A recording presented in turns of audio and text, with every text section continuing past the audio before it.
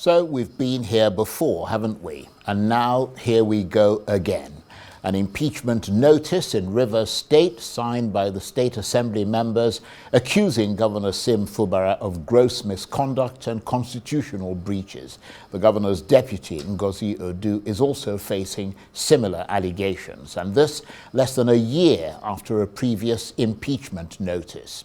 So the delicate truce in Rivers State is shattered once again. The gloves are off and the analysts are falling over each other trying to interpret what they see as Nyesom Wike's latest political muscle flexing in Rivers State. They say that with the FCT minister beefing up his grip on the government of Rivers State with what one of them called his strategic asset, the State Assembly, it is no longer just about local Rivers politics, though he might as well rename the state after himself.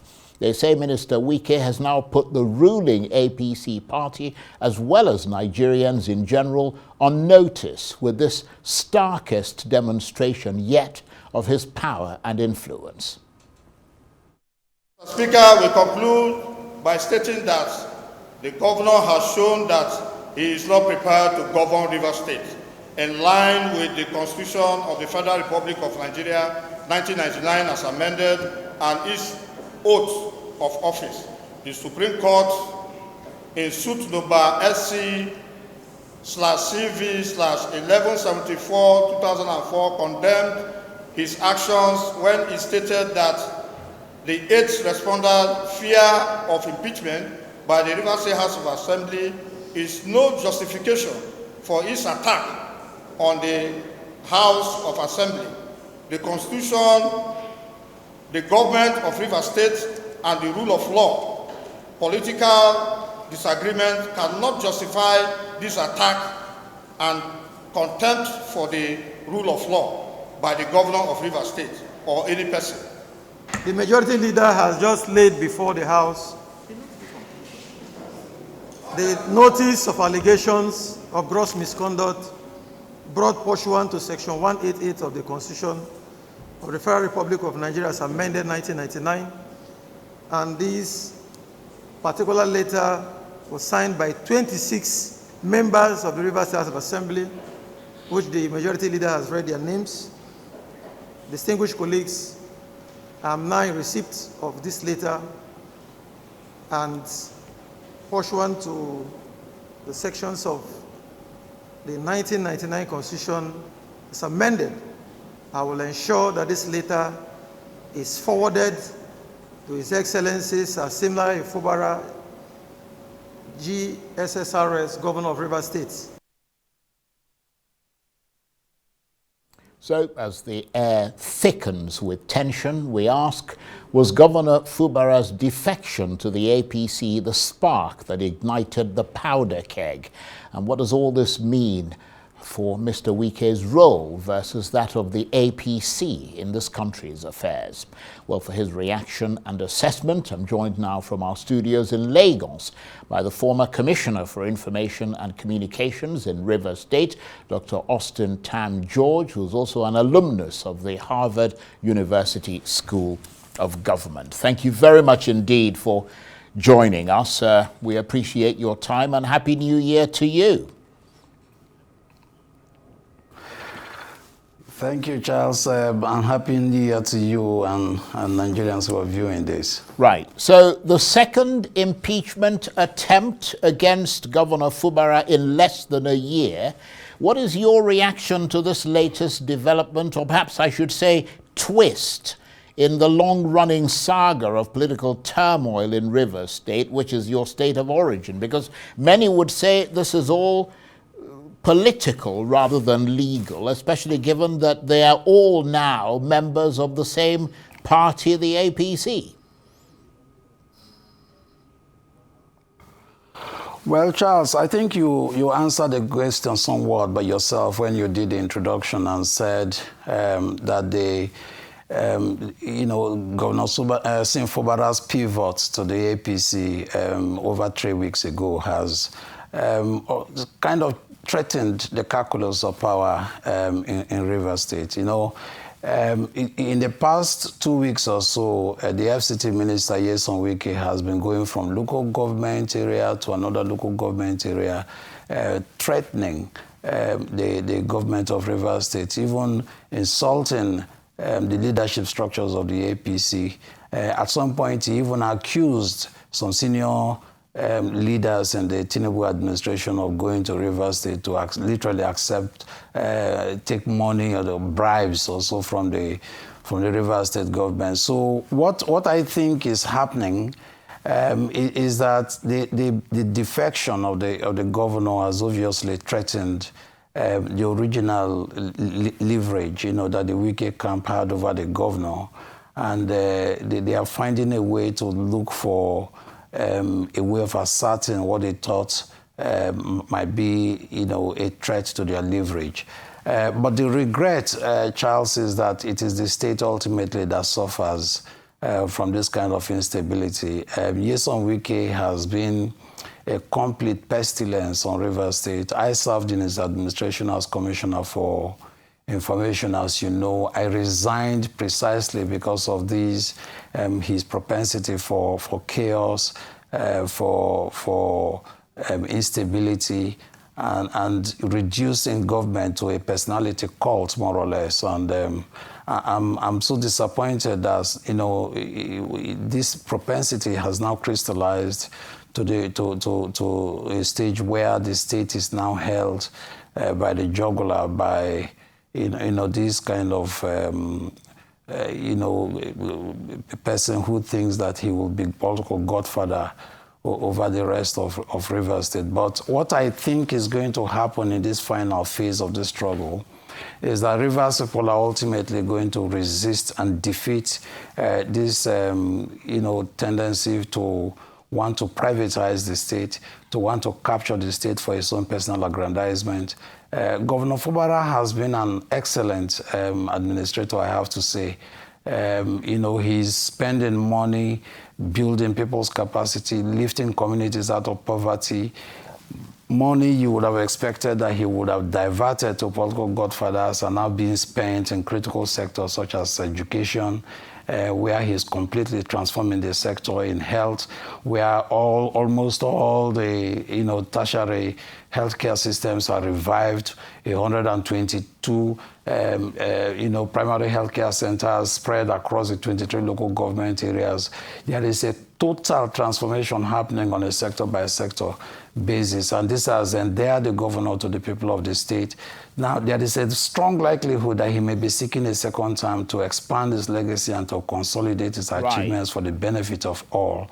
And this will mean that there is going to be, a reduction of Wike's influence. So what you see as an impeachment move is an attempt to try to reassert what it considered to be their leverage against the governor. Right. And as far as you're concerned, it's all political and there aren't legal elements to it? Because, the State Assembly marshaled out quite a number of what appeared to be strong legal arguments why they're taking this action. But of course, sticking with that thought that you had there of the politics of all of this as the warrant for these impeachment proceedings, one has to wonder, because, just days after the lawmakers in Rivers State announced their latest defection from the PDP to the APC in December 2025, Governor Fubara also announced his own defection. So one would have thought that they're all now in bed together, but clearly not. What exactly, I've seen some of the articles of impeachment. What are the legal arguments? There are none as far as I can see. Soon after the suspension of the state of emergency, the Assembly requested from the governor for him to represent the 2025 budget before the Assembly. This was an extraordinary request, and I think the governor was right in declining this, because, as you know, Charles, The 2025 budget was already prepared, and presented before the National Assembly. The National Assembly vetted it. The president eventually assented to it. It became an appropriation law. So why would the Assembly want the governor to represent an already, assented appropriation law before the State Assembly? It was just an extraordinary request. And, my feeling is that, they have always wanted to sabotage the government, to create chaos, to put the governor on the back foot, to make sure that he doesn't complete his agenda, he doesn't expand social investment that will lead people out of poverty. As I said, I served in the previous administration. We couldn't even pay 30,000 naira minimum wage. But today, Governor Fubara is paying even higher than the national minimum wage. He is paying, pensions regularly for 8 years. The years of Wike administration didn't pay pensions. Fubara has been doing all of these things. In the housing sector, I don't know of any other administration in the country that is, spending as much, financial capital in developing the housing sector. Over 20,000 housing units. In fact, just 2 weeks ago, he commissioned the first phase of 1,000 houses. In the 8 years of Wike administration, not a single house was built for civil servants. So what Wike and his team is trying to do is to make sure they scuttle, the pro-people agenda of the administration, and so make sure that he doesn't have the political capital and the record of service that will pave the way for a second term. And I think that ultimately all of these things will fail, because Fubara has a massive organic support all across the state, and this kind of impeachment move, Charles, is dead on arrival. Well, you kind of answered the question I was going to ask you next, because I was going to say, let's get into realpolitik.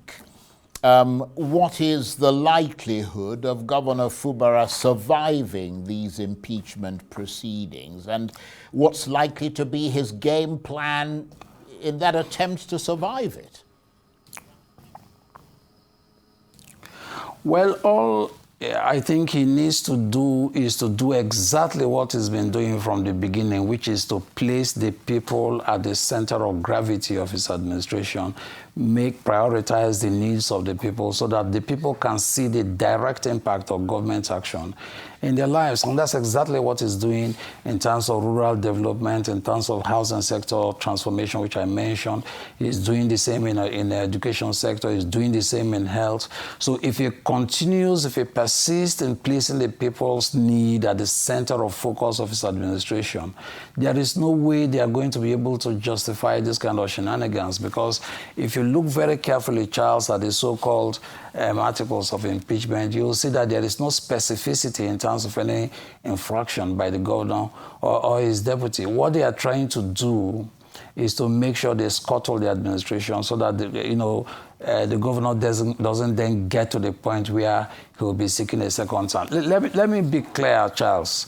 Just 2 days ago or so, Wike was in one of the local governments, and he made it clear, in a moment of epiphany, he made it clear that, look, if Governor Fubara were to get a second term in office, it will amount to his own political burial. So all of these things you're saying, that we are seeing, the so-called impeachment proceedings they've initiated, is actually an effort to try to scuttle the prospects of the governor coming for a second term. And I don't see how they will succeed, because if you look at the so-called articles of impeachment, as I said, they lack specificity in terms of the kind of infraction that they allege that the governor has committed. He has done nothing wrong, and we'll see how the process will play out. My sense, and in fact, if I were to advise the governor, my sense is that he should just maintain the people, retain the people at the center of gravity of his administration, meet their needs,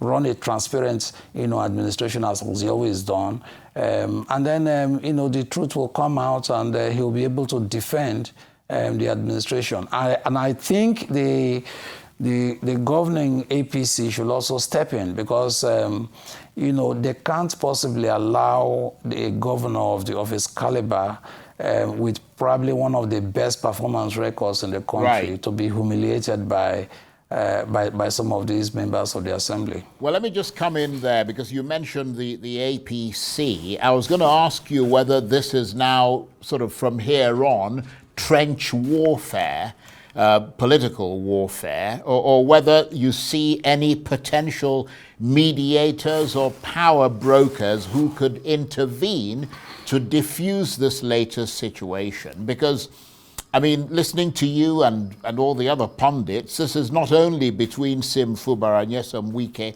and the State Assembly, it also now has the involvement of the leadership of the APC, doesn't it? Yes, of course. Fubara is now a member of the APC, the leader of the APC, in fact, in Rivers State. And he's got, frankly, a very impressive performance record in Rivers State. Something that the APC should embrace and defend at a time like this. And, in all sincerity, give credit to Nyesom Wike. He was very clear as recently as 2 days ago to say, look, if this man gets a second term in office, I'm finished politically. What that means, Charles, is that Nyesom Wike is, doing this for personal gratification purposes, for the sake of his own presidential ambition in future, which many people suspect he might be pursuing. So he's not doing this out of the abundance of commitment to transparency or good governance and the rest of it. He was frank enough, honest enough to say, look, no matter this man's performance, in terms of, progress on a sector-by-sector basis, if he manages to get a second term, then I'm finished politically. So it is very clear that Nyesom Wike is pursuing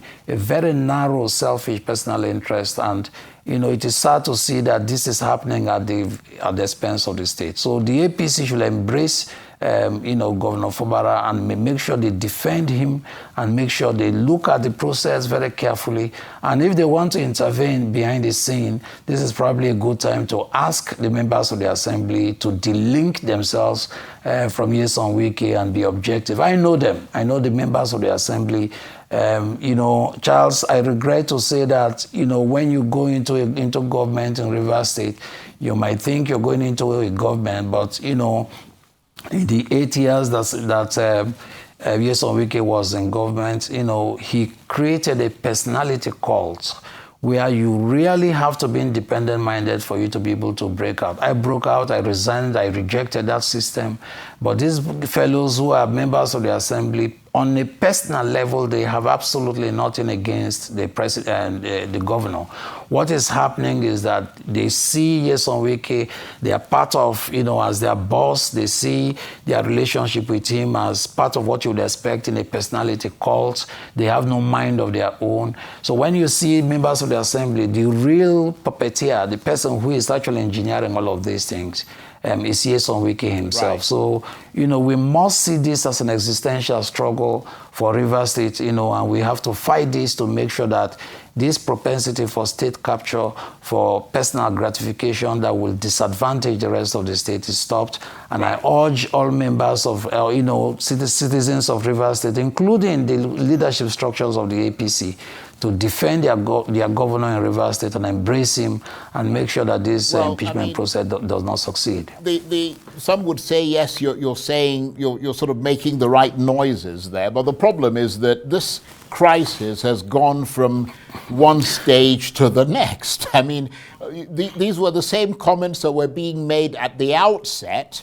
And, Minister Wike just seemed to keep gaining the upper hand in the face of all the things that you've said, culminating in the governor being suspended and a state of emergency being imposed. I mean, some analysts have suggested that this latest attempt at impeaching the governor could not have come without the backing of Abuja. It's not clear whether by Abuja they mean Minister Nyesom Wike or the federal government. I wonder what your thoughts are on that. Charles, in a proper system, Nyesom Wike would have been sacked from the federal cabinet because his utterances have been very clear. In all his statements, he has been very clear that he is in this thing for himself, he's creating this instability because of his own political interest and for personal gratification.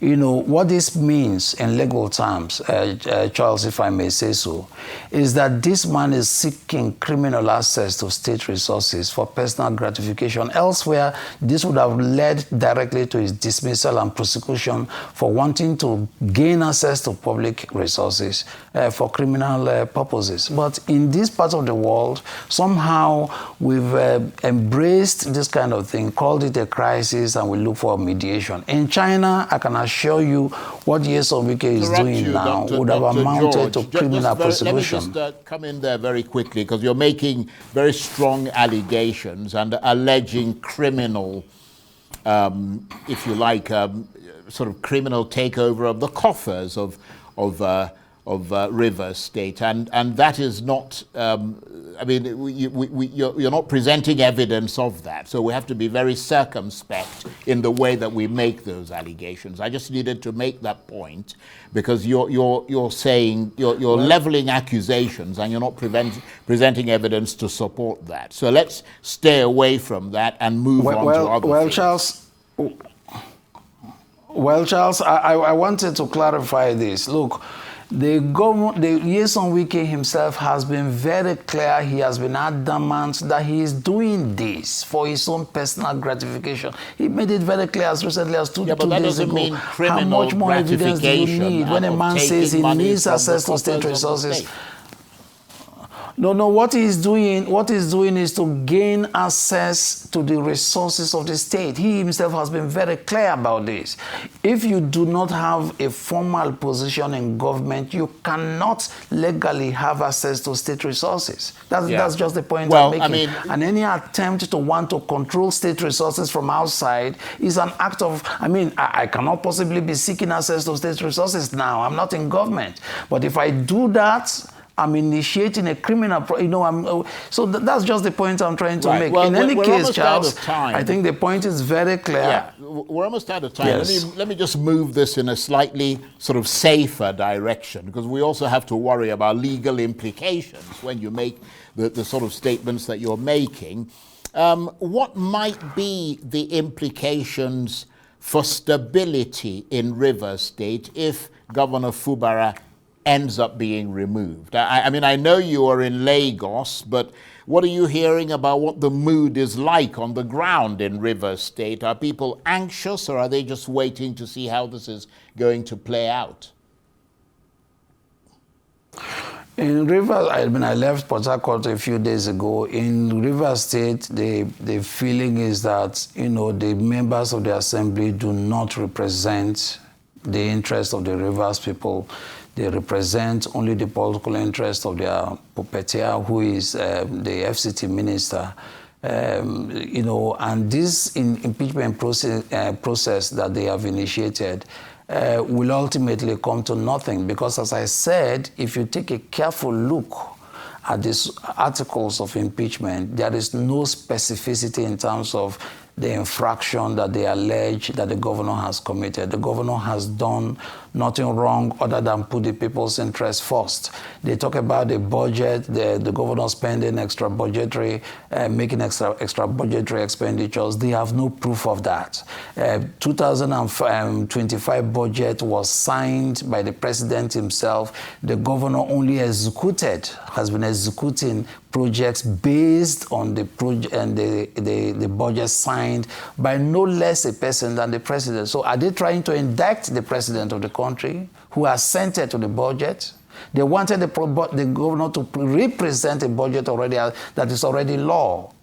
And he's only merely executing a budget that was signed by the president. Are they indicting the president? Is that what they're trying to do? So they need clarity if they want to proceed, forward with this kind of, impeachment process that they seem to have initiated.